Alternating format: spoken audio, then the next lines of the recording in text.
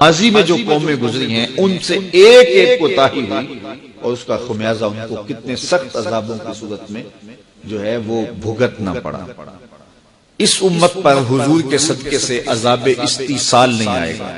عذاب استیصال وہ ہوتا ہے جو قوموں کو برباد کر کے رکھ دے، قوموں کے وجود کو ختم کر دے، جس طرح شہر مدین پر آیا، قوم عاد پر آیا، قوم سمود پر آیا، اصحاب رس پہ آیا، جن لوگوں پہ عذاب آئے، پچھلی امتوں پہ عذاب آئے، کئیوں کو الٹ دیا گیا، کئیوں کی شکلیں بدل دی گئی، کئیوں کو زمین میں دھنسا دیا گیا، کتنے سخت سخت عذاب آئے، لیکن اس امت پر عذاب استیصال نہیں آئے، لیکن چھوٹے چھوٹے جھٹکے عذاب کے انہیں پہنچتے رہتے ہیں۔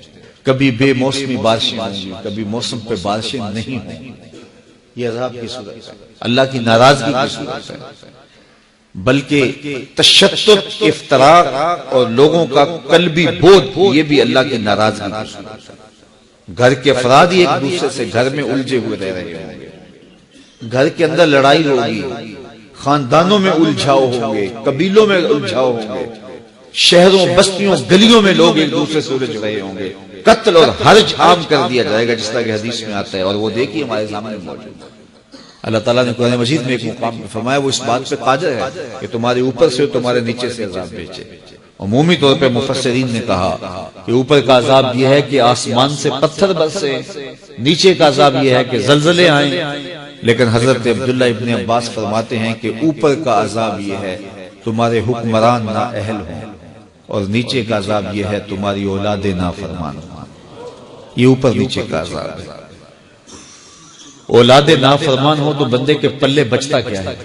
بندے کے پلے رہتا ہے، ساری زندگی کمائی لٹ گئی نا۔ جن کو کمائی کر کر کے منہ میں نوالے دیتے رہے وہ آگے کھڑے ہو جائیں تو پھر کیا پلے رہتا ہے بندے؟ اور اسی طرح حکمران نااہل ہوں، تمہارا کلچر تباہ، تمہاری تہذیب تباہ، تمہارا تمدن برباد، تمہاری دولت لٹ گئی۔ آپ دیکھیے کچرے کے ڈھیر ہیں، پورا ملک بنا ہوا۔ یہ اوپر نیچے کا عذاب ہے، یہ اللہ کی ناراضگی ہے، تمہیں تشدد اور افتراق میں مبتلا کر دیا جائے گا۔ اب ایک امت 72-73 گروہوں میں بٹ گئی، یہ اللہ کی ناراضگی ہے۔ تم لابیوں میں، فرقوں میں، گروہوں میں تقسیم ہو گئے، ایک دوسرے کا گریبان نوچ رہے ہو۔ یہ شریکہ برادری تو اللہ کی رحمت تھی، لیکن یہ زحمت بن گئی۔ شریک شرکت سے تھا، دکھ اور درد میں شریک، شریک کا یہ معنی تھا۔ فقہاء نے لکھا ہے اگر کسی سے قتل خطا ہو جائے، قتل خطا کیا ہے کہ تیر مارا اس نے جانور کا شکار کرنے کے لیے، لیکن ہوا کے رخ پر تیر کا رخ بدل گیا اور تھوڑا سا وہ جا کے کسی انسان کو جا لگا اور وہ مر گیا، تو یہ قتل عمد نہیں ہوگا، یہ قتل خطا ہوگا۔ اس طرح یہ گاڑی ٹکرا گئی تو یہ بھی قتل عمد نہیں ہوتا ہے، یہ بھی قتل خطا ہوتا ہے۔ تو اس کا قصاص نہیں ہے، اس کی دیت ہے۔ غریب آدمی اگر اس سے قتل خطا ہو گیا تو پھر وہ کس طرح دیت ادا کرے گا؟ تو فقہاء نے لکھا کہ اس کی شریکہ برادری اس کی مدد کرے گی، کیونکہ شریک جو ہے اس کے، تو اب دکھ بنا ہے اس کے اوپر، مصیبت میں پھنس گیا ہے تو اب شرکت کرے نا۔ تو یہ شریکہ برادری ہے، شریکہ برادری رحمت تھی، اوکھے ویلے کام آنے والی تھی، لیکن یہ اللہ کا ایسا عذاب بن گیا کہ بیٹی کی شادی ہے اور شریکہ برادری طاق میں بیٹھی ہوئی ہے کہ کھانا کم پڑے اور ہم تماشا بنائیں، وہ اس طاق میں بیٹھی ہوئی ہے۔ تو یہ شریک تو رحمت تھے، یہ زحمت بن گئے۔ یہ کیوں ہوا ایسا؟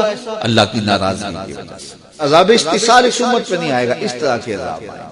بدی کا ماحول پیدا ہو جائے گا، نیکی کا ماحول تلاش کرنا مشکل ہوگا، اچھے لوگوں کی صحبت میسر نہیں آئے گی۔ اور آج دیکھ لیجئے، آج ہم اگر ڈھونڈنے نکلے تو صالح ماحول میسر ہی نہیں آتے۔ کسی زمانے میں شہر کی بجائے کہتے ہیں کہ گاؤں میں عافیت زیادہ ہے، گاؤں بھی اب برباد ہو گئے۔ کسی زمانے میں ایک شخص کی بیٹی پورے گاؤں کی بیٹی ہوتی تھی، اب جس کی بیٹی ہے اسی کی بیٹی ہے۔